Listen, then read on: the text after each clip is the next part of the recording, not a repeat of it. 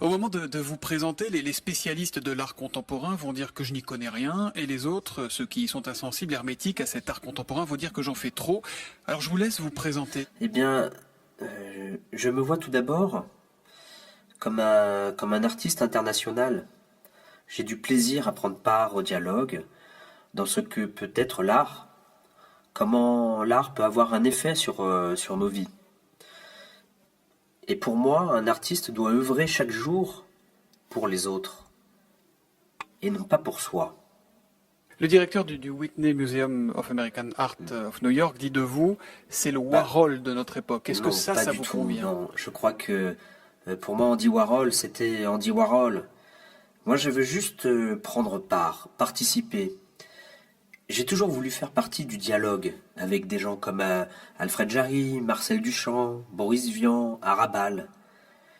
Et autant que faire se peut, j'essaie juste de prendre part, de faire partie de cette famille. Et c'est pour cela que les œuvres que je crée ne sont que des outils qui vous permettent de passer délicatement d'un état à un autre, d'une réalité à une autre. Est-ce que vous avez déjà acheté de l'eau bouillante à décongeler? Est-ce que vous avez dormi à la place de quelqu'un d'autre? Et pourtant, vous pouvez le faire comme des milliers d'autres personnes. Cela n'a pas de sens. Non, ça n'en a pas, mais ça a un sens toujours pour quelqu'un.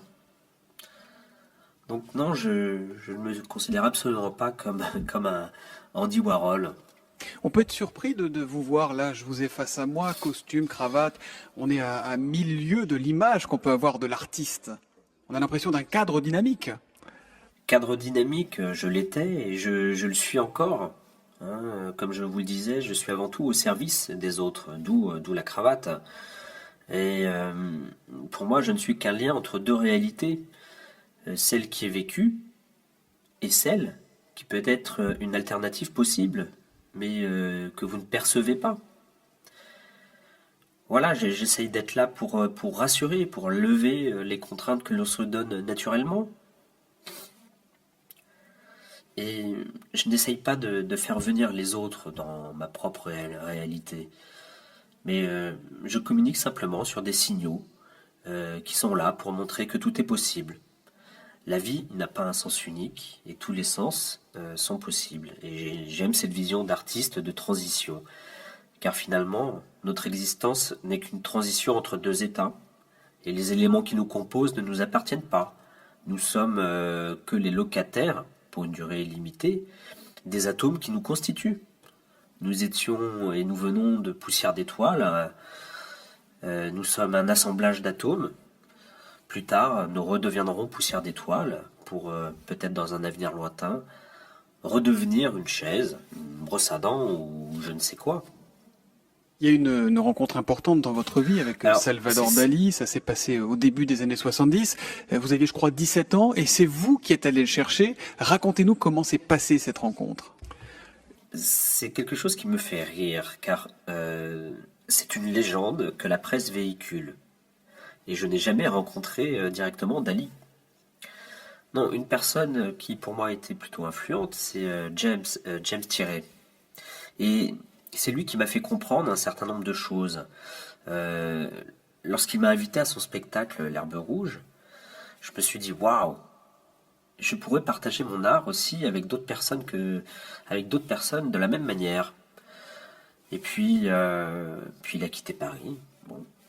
Mais c'est lui qui m'a poussé à créer chez Belette le premier institut de pataphysique appliquée, qui est rattaché au collège de pataphysique.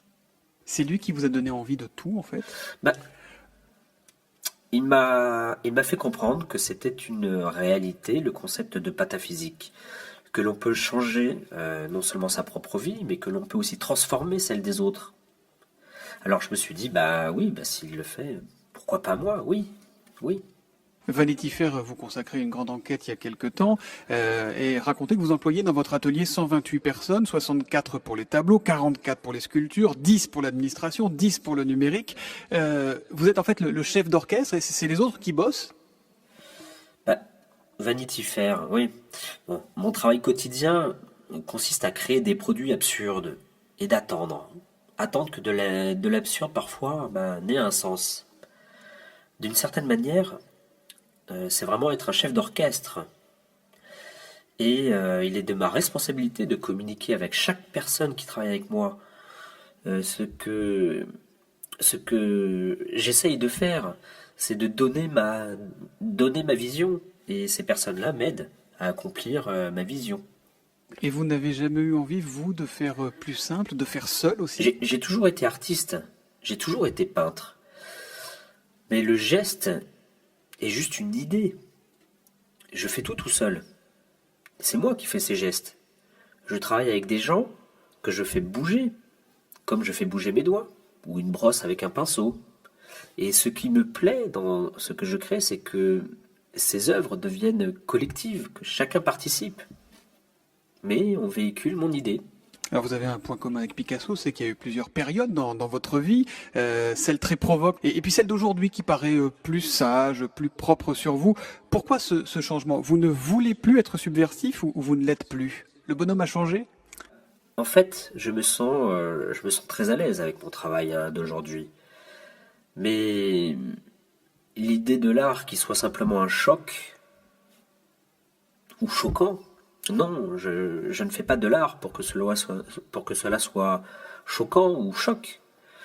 Cela a plutôt à voir avec l'acceptation. Et les seules façons dont les gens peuvent arriver à un niveau supérieur de l'être, c'est de s'accepter eux-mêmes. Et donc ensuite, quand on s'accepte soi-même, vous pouvez accepter les autres. Et je vais vous lire pour finir le titre d'un papier qui vous a été consacré dans le journal du dimanche hier. Génie ou imposteur? C'est une question. Alors? Génie ou imposteur? Je dirais ni l'un ni l'autre. Je dirais artiste. Artiste pataphysicien. Bon, mais alors plutôt génie ou plutôt imposteur? Pataphysicien. Merci, bonne journée. C'est moi qui vous remercie.